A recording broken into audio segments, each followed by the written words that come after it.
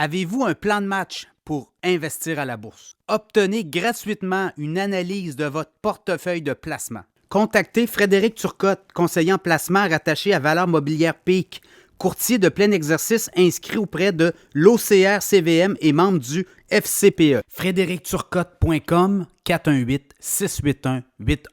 OK, maintenant, on va jaser d'immobilier de prestige. Je vous parle de Dave Carter de Royal Lepage Blanc et Noir. Dave, c'est un courtier immobilier qui se démarque parce qu'il est branché et qui est capable de mettre le bon client à la bonne place pour vendre rapidement votre maison. Avec son réseau de contacts et d'acheteurs de partout. C'est le gars que ça vous prend, c'est lui qui va faire la différence. Avec son marketing novateur, davecarter.ca et sur Facebook. Vous pensez avoir tout fait pour vous en sortir et vous n'en voyez plus le bout? Il y a des solutions au surendettement. Baudin Groupe Conseil, syndic autorisé en insolvabilité, est là pour vous accompagner afin de vous éviter de tout perdre. L'endettement est humain, la solution aussi. Contactez-nous, baudinsyndic.com.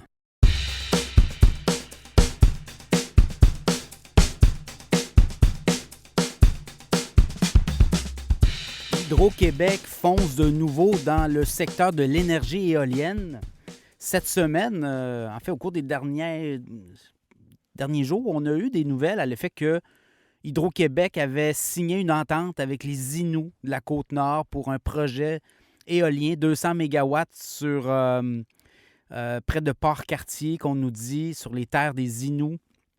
Un projet qui, à l'origine, était très controversé puisque Hydro-Québec est encore en surplus pour de nombreuses années. Bon, évidemment, Hydro-Québec, pour les avoir couverts pendant plusieurs années, là, je vous dirais depuis au moins 15 ans, 20 ans, j'ai couvert, ceux qui ne le savent pas, là, j'ai été journaliste par le passé au Soleil, au Journal de Québec. Je couvrais de façon assez exclusive les activités d'Hydro-Québec. Et à chaque année, Hydro-Québec, depuis 15 à 20 ans, Hydro-Québec nous arrivait avec des projections de consommation et c'était toujours dans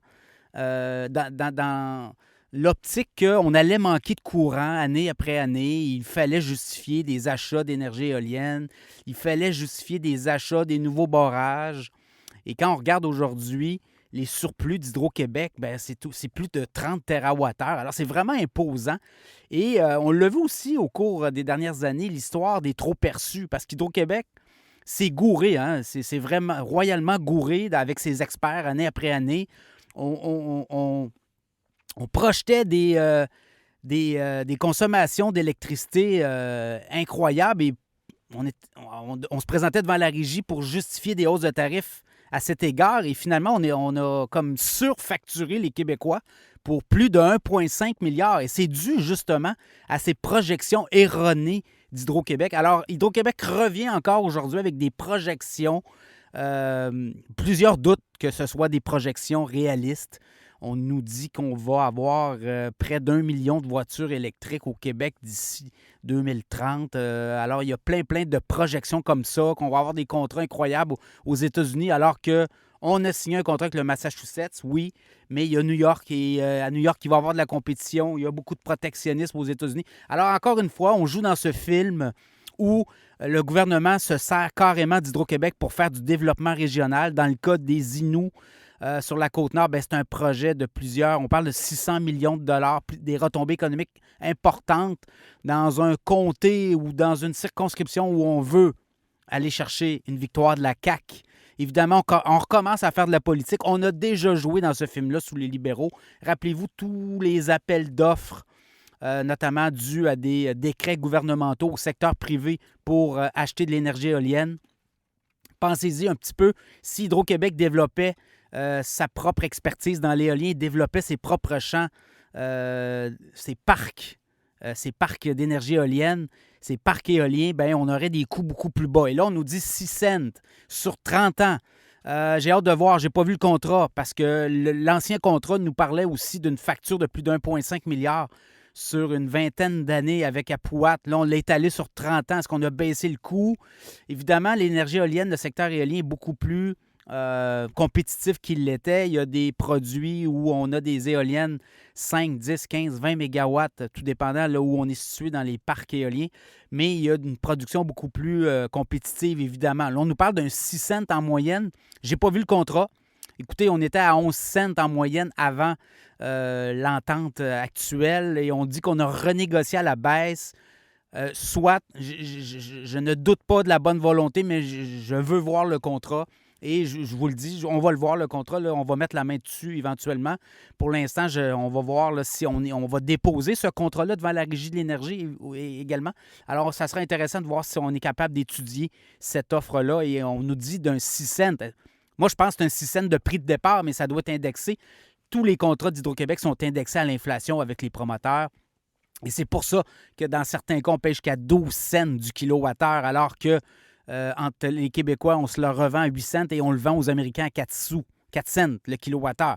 Et l'autre chose qu'il faut se dire, c'est que oui, il y a un courant avec l'arrivée des démocrates aux États-Unis de tout ce qui est énergie verte. Par contre, il y a aussi beaucoup de protectionnisme aux États-Unis et des projets d'éoliennes aux États-Unis, il va en avoir beaucoup.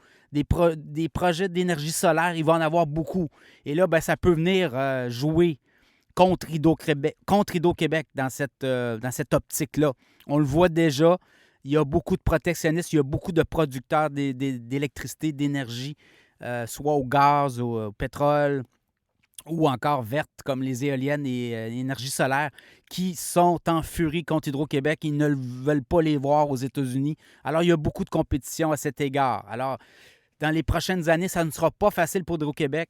Sachez que si on achète de l'électricité éolienne à 6, 7, 8, 9 cents le kilowattheure et qu'on la revend 4 sous aux Américains, bien, l'affaire n'est pas très bonne. Par contre, dans le portefeuille global d'Hydro-Québec, on nous dit qu'avec les coûts très bas, notamment avec les barrages de la baie James, ben, on est capable de produire un coût moyen du parc total d'Hydro-Québec là, autour de 2, 2,3, 2,4 cents le kilowattheure. Alors, si on vend 4 sous, on fait encore de l'argent, oui, mais c'est très serré. Alors, évidemment, ça sera à suivre comme dossier. Par contre, Hydro-Québec qui nous disait, il y a à peine un an et demi, 2 ans même, que c'était trop cher payé et qu'on avait des surplus à ne plus savoir quoi faire. Et là, maintenant, le discours a complètement changé. Évidemment, les élections dans un an, pour la CAQ, c'est du bonbon à leurs oreilles. C'est comment on dit ça? C'est de la musique à leurs oreilles, c'est du bonbon pour eux. Alors, on verra aussi, parce que là, ce qu'on voit, c'est vraiment un parti politique. Encore une fois, un gouvernement qui vient s'immiscer dans les affaires internes d'une société d'État pour favoriser le développement économique régional. Alors, on est là aussi, on joue dans ce film-là. Alors, est-ce que c'est une bonne affaire de retourner dans l'éolien? Je pense qu'Hydro-Québec devra. On l'a écrit souvent. J'ai écrit des articles à ce sujet.